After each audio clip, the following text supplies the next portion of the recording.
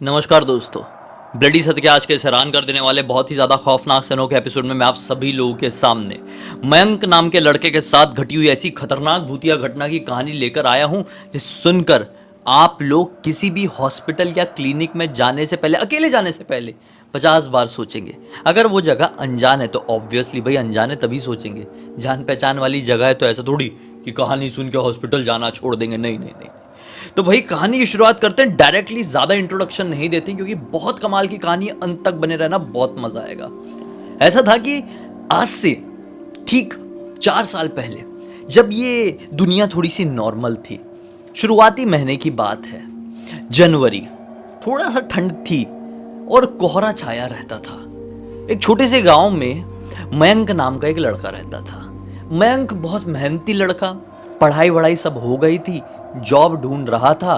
तो अब देखो, जब पढ़ाई वढ़ाई हमारी कंप्लीट हो जाती है, हम कोई जॉब नहीं कर रहे होते हैं, जॉब ढूंढ रहे होते हैं, स्ट्रगल कर रहे होते हैं, तो हम घर के कामों में बहुत ज़्यादा हाथ बटाते हैं और बहुत सारे लोग ये नहीं भी करते हैं, वो गलत होते हैं। ये करता था, ये समझदार लड़का था। घर के जितने भी काम हो, चक्की से अपना गेहूं पिसाना हो, किराना लाना हो, सब्जी लाना हो, सारे काम घर के यही करता था। अब जहाँ इनका गांव था, उस गांव में कोई भी ऐसी आटा चक्की नहीं थी, कोई ऐसी बड़ी किराना दुकान नहीं थी, कोई ऐसी बड़ी सब्जी मंडी का मार्केट नहीं लगता था। तो कुछ भी ऐसी ज़रूरी या महंगी चीज़ लेने को जाना होता था तो इनको अपने गांव से घर से दूर जाना होता था। इसके पास बाइक थी, बड़ी साधारण सी गियर वाली बाइक थी। ये अपनी बाइक उठा के, इसकी मम्मी ने एक इसको लिस्ट दी और वो लिस्ट में ज़्यादातर जो सामान थे वो बहुत महंगे महंगे थे। घर पे एक पूजा रखवाई जाने वाली थी। ने बोली कि मम्मी ने जा लेके आ जा ये सामान। इसने अपनी गाड़ी स्टार्ट किया और निकल पड़ा शाम के 6 बजे के आसपास। अब वो बाजू वाले गांव में भी जहाँ पे दुकान थी, वो पूरा गांव ढूंढ रहा है, उसको वो सामान पूरी तरह से मिल नहीं रहे हैं। इसका दिमाग खराब हो गया यार। फिर अपने दूसरे गांव वाले एक दोस्त को पकड़ा, उसको लेके गया। फिर वहां से एक दुकान से उसको फाइनली पूरा सामान मिल गया। उसके दोस्त ने वहीं पे बोला कि भाई मुझे थोड़ा काम है तो मैं पैदल निकल जाऊंगा, तो डायरेक्टली अपने गाँव निकल जा, बहुत रात हो गई है। इस वक्त लगभग 9:30 बज गए थे रात के। इसने भी अपनी बाइक उठाया, कोहरा वोहरा था, ठंड वाला मौसम बन चुका था और अपने ऑफ रोड से आने लगा। ऑफ रोड से इसलिए क्योंकि ऐसे पक्की सड़क तो होती नहीं है नॉर्मली हर एक गांव में। ये आने लगा, अचानक से सामने से तेज रफ्तार से एक कार आई और इसको धाड़ से टक्कर मारी और ये गिर गया, बहुत गंदी तरीके से स्लिप होके गिरा। और नीचे जो जमीन थी वो मिट्टी वाली थी, पत्थर वत्थर भी ऐसे निकले हुए थे, तो पैर वैर में बहुत जोर से लग गया और खून आने लगा। किस्मत से बहुत बुरी चोट तो नहीं आई थी, लेकिन फिर भी काफी चोट आ गई थी। वो कार वाला भी रुका नहीं। अब वो नशे में था कि क्या था, उसने देखा कि सुनसान सड़क है, किसी ने देखा नहीं है, मैं भाग लेता हूँ यहाँ से। वो 1 सेकंड भी नहीं रुका, ना ही पलट के देखा, वो निकल लिया। अब इसका दिमाग खराब हो गया यार, ये किधर फंस गया, मैं गिर गया। अब इसने सोचा कि उठता हूँ, बाइक स्टार्ट करके, भाई आसपास कोई तो अस्पताल दिखेगा, समझ में आएगा, मैं वहाँ पे जाके थोड़ी मलहम पट्टी कराता हूँ, फिर मैं मोबाइल वोबाइल देखूंगा। गया तो गया यार, दिमाग खराब हो गया है। अब देखो, इसको इस रास्ते के बारे में, इस इलाके के बारे में ज़्यादा बिल्कुल भी नहीं पता था, क्योंकि अपने घर से बहुत आगे आया हुआ था और बहुत आगे की दुकान में गया हुआ था। जनरली वो वहाँ पे जाता नहीं था, उसको दोस्त लेके गया था, जैसे मैंने आप लोगों को बताया। अब वो अपने गांव लौट रहा था तो बीच रास्ते में ऐसा हो गया था। अब ये अपनी बाइक लेके जैसे तैसे करके ढूंढने लगा कि कोई तो अस्पताल दिख जाए, क्योंकि ऐसी हालत में मैं घर चले गया तो मम्मी से पड़ेगी बहुत ज़्यादा डांट और फिर मुझे बैठा देंगे घर में, फिर ताने पड़ेंगे कि नौकरी भी नहीं कर रहा है, घर का काम भी नहीं कर रहा है, मतलब चित भी मेरी हो जाएगी, पट भी मेरी हो जाएगी, तो लफड़ा हो जाएगा। उससे अच्छा मैं घर पे ऐसी खूनन खानन वाली हालत लेके नहीं जाता हूँ। मैं कोई अस्पताल, कोई क्लिनिक ढूंढता हूँ जो इस वक्त खुला होगा और मेरी मलहम पट्टी कर देंगे, फिर घर चले जाऊँगा। ऐसा करके ये बढ़ने लगा। अचानक से इसकी बाइक खड़क खड़क खड़क खड़क होके बंद पड़ गई। इसने बोला लो, ये तो सोने पे सुहागा हो गया, अब क्या करूं? अब तो पैदल चलने वाली ज़्यादा हालत भी नहीं है, मोबाइल भी नहीं है, किसी को मदद करने के लिए बुलाऊं, और यहाँ पे आसपास कोई चींटी भी रेंगते हुए सही से समझ में नहीं आ रही है। वो जैसे तैसे करके अपने पैर का खून रुकते हुए, लंगड़ाते हुए आगे बढ़ने लगा। अचानक से उसको ऐसा राइट साइड से थोड़ी सी रोशनी दिखाई दी। इसने बोला यार, इस तरफ से कहीं से तो रोशनी दिखाई दे रही है, मैं उस तरफ बढ़ता हूँ। वो राइट साइड चल पड़ा। दिखाई दिया उसे एक अस्पताल थोड़ी आगे जाने के बाद। इसने जैसे इस अस्पताल को देखा, इसके जान में जान आई। इसने बोला ये तो बहुत सही हो गया यार, अस्पताल दिख गया, मैंने सोचा भी नहीं था कि इस तरफ होगा, चलो मिल तो गया है। वो अस्पताल के अंदर की तरफ बढ़ गया।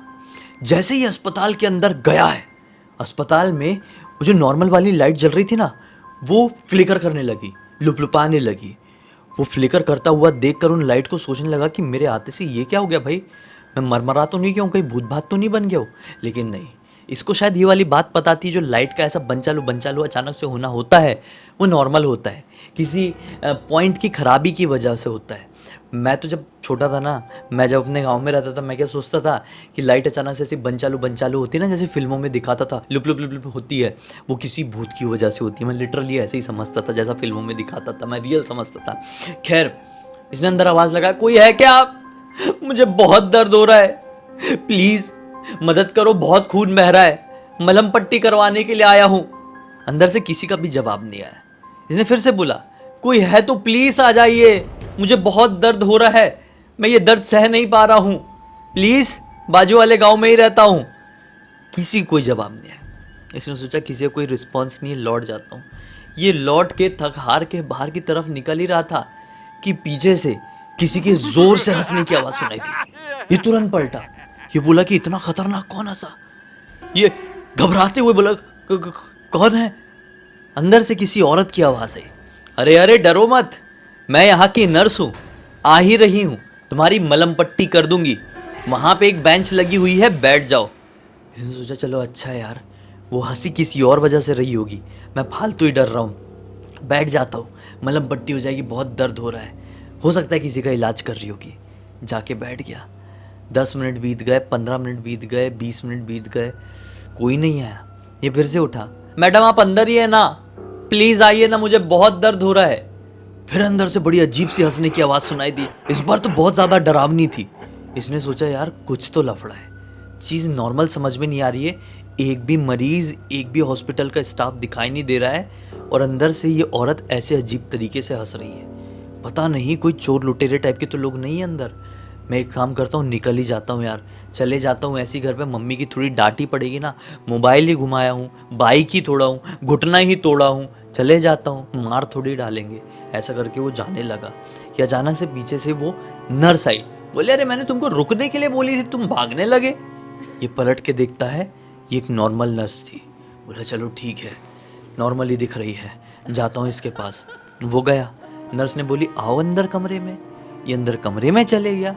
नर्स ने बोली पैंट ऊपर करो, इसने पैंट ऊपर कर दिया, वो नैरो जींस नहीं था, ऊपर हो जा रहा था, बढ़िया से ऊपर किया। इसका बह रहा था खून, नर्स इसके खून के पास बैठी, साइड में रखा हुआ था एक कॉटन का वो गुच्छा, वो कॉटन से खून पोंछने लगी, खून पोंछने लगी। खून इतना सारा कॉटन में इकट्ठा हो गया। फिर इसे देखकर बड़ी वियर्ड से स्माइल करने लगी। फिर इसको देखी, फिर खून को देखी, और फिर जीभ निकाल के मस्त से उसको चाटी है, और फिर से ऐसा करके हंसी है। और ये देखता ही रह गया, ये क्या किया इस औरत ने, ये किस तरह की नर्स है?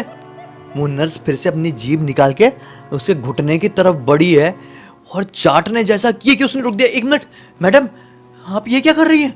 ये बहुत अजीब है, आप मेरा खून ऐसे क्यों चाट रही है? उसका ये बोलना हुआ है कि सामने बैठी हुई जमीन में वो नर्स की पूरी आंखों की जो पुतलियां ना देखते देखते गायब हो गई, और उसकी जुबान और ज्यादा लंबी हो गई। उसका जो शरीर था वो अजीब तरीके से बढ़ने लगा, उसके बाल बहुत ही ज्यादा डरावने अचानक से होने लगे, जैसा कि ये कोई फिल्म देख रहा हो, ऐसी वाली सिचुएशन आ गई। वो इसके ऊपर झपट्टा मारने वाली थी कि उससे पहले ये जय बजरंगबली चिल्ला के भागने जैसा किया है। ये भाग ही रहा है कि अचानक से जो हॉस्पिटल का चैनल गेट था वहां पे फंसा इसका पैर, और मुंह के बल नीचे गिरा।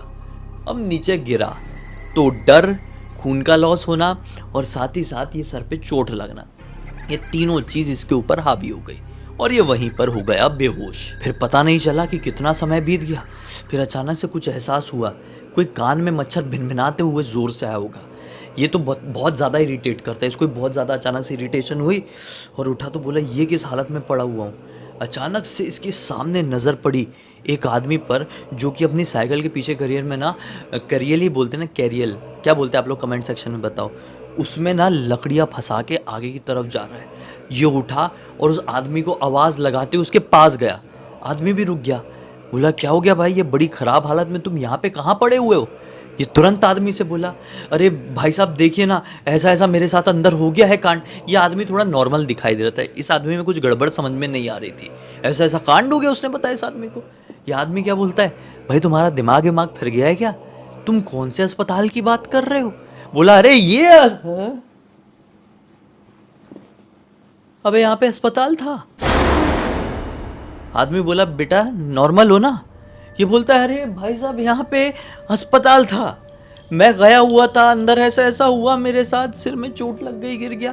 पीछे सपाट मैदान, कुछ नहीं, सपाट मैदान था।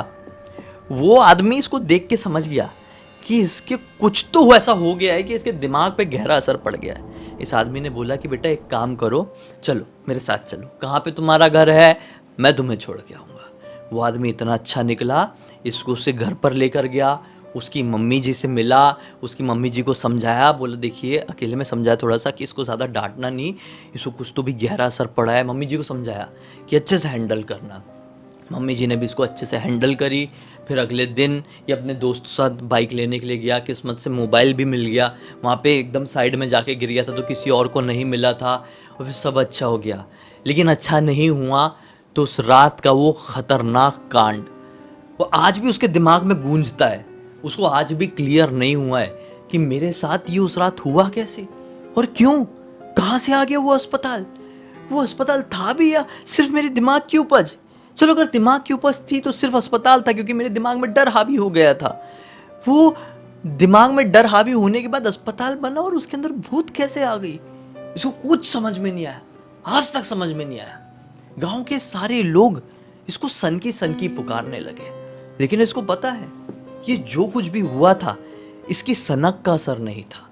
सचमुच में कुछ तो ऐसा था जो दुनिया में कोई विश्वास नहीं कर सकता। उसने ये कहानी लिखते लिखते आखिरी में मुझे ये भी लिखा कि भाई देख लेना, ये कहानी पढ़ने के बाद आप खुद मेरी इस कहानी पर विश्वास नहीं करोगे और अपने चैनल में सुनाओगे तो लोग भी नहीं विश्वास करेंगे। लेकिन कोई करे ना करे, मुझे कितना भी पागल बोल ले, मैं ही जानता हूं कि उस रात को मेरे साथ क्या कुछ घटा था। खैर, जैसा कि मैंने बताया, इस पूरी घटना की जानकारी किसी और ने नहीं बल्कि मयंक ने खुद मुझे इंस्टाग्राम पर लिख कर दिया। बोला भाई इतना काम कर देना, गांव का नाम मत बताना लोगों को, नहीं तो मेरे ऊपर तो बहुत चीज़ें हावी पड़ जाएगी, इसलिए नहीं बता रहा हूँ। खैर, अब तक इस वीडियो को देख लिए तो लाइक जरूर कर देना, चैनल को सब्सक्राइब करके बेल आइकन दबा के ऑल के ऑप्शन में क्लिक करना, क्योंकि इसी तरह के हैरान कर देने वाले खौफनाक वीडियोस डेली आप लोगों के सामने लेके आता रहता हूँ। इंस्टाग्राम की लिंक इस वीडियो के डिस्क्रिप्शन बॉक्स में मिल जाए, क्लिक करके डायरेक्टली वहां पर पहुंच जाना। और इसी तरह की कोई भी कहानी, टॉपिक या जानकारी आप लोगों के पास भी है तो लिख भेजना, हो सकता है मेरा अगला वीडियो कल आप लोगों के हिसाब से ही बन रहा हो। तो चलिए कल फिर से मिलता हूँ, तब तक के लिए बहुत बहुत धन्यवाद। आपका दिन शुभ हो।